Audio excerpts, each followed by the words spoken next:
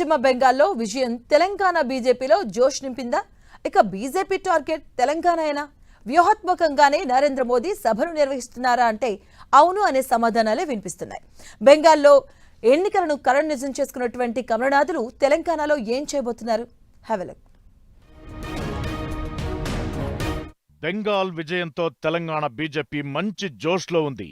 Tamil Nadu, కేరళంలో BJP గెలవకపోయినా ideological శత్రువులైన DMK, సిపిఎంల ఓటమికి కారణమయ్యింది. ఇదే జోష్తో తెలంగాణలోనూ అధికారమే లక్ష్యంగా అడుగులు వేసేందుకు సిద్ధమవుతోంది. పశ్చిమ బెంగాల్ గెలుపుతో వచ్చిన ఉత్సాహంతో తెలంగాణలో వ్యూహాలు రచించేందుకు సిద్ధమవుతున్నారు బీజేపీ నేతలు. అత్యంత క్రిటికల్ స్టేట్ అయిన పశ్చిమ బెంగాల్లో విజయం సాధించింది బీజేపీ. బెంగాల్లో పడ్డ కష్టంలో 50% కష్టపడితే తెలంగాణలో విజయం దక్కుతుందని అంటున్నాయి పార్టీ శ్రేణులు.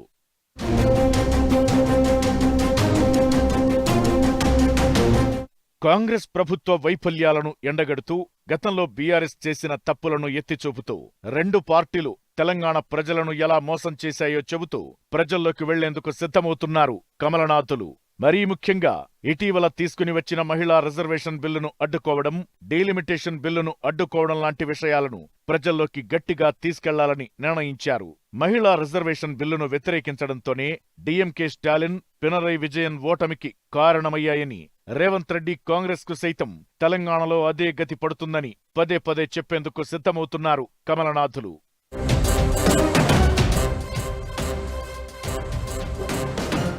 మరోవైపు బెంగాల్ పీఠాన్ని బీజేపీ సొంతం చేసుకున్న వేళ తెలంగాణ రాష్ట్ర బీజేపీ శ్రేణుల్లోనూ నూతనోత్సాహం వెల్లువెత్తుతోంది.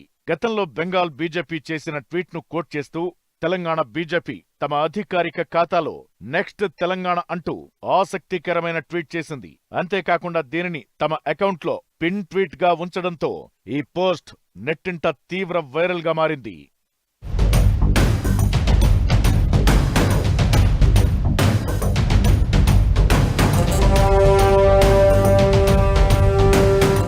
సౌత్ ఇండియాకు డీలిమిటేషన్ వల్ల నష్టం జరుగుతుందని స్టాలిన్, విజయన్, రేవంత్ రెడ్డి పదే పదే చెప్పుకుంటూ వచ్చారు. కానీ 5 రాష్ట్రాల ఎన్నికల ఫలితాలు ఇందుకు భిన్నంగా వచ్చాయి. మహిళా రిజర్వేషన్ బిల్లును వ్యతిరేకించిన మమతా బెనర్జీని సైతం బెంగాల్ మహిళలు మట్టి కరిపించారని, తెలంగాణ ప్రజలు సైతం కాంగ్రెస్ ను ఇంటికి పంపేందుకు సిద్ధమవుతున్నారని విమర్శలు చేయడం మొదలుపెట్టారు.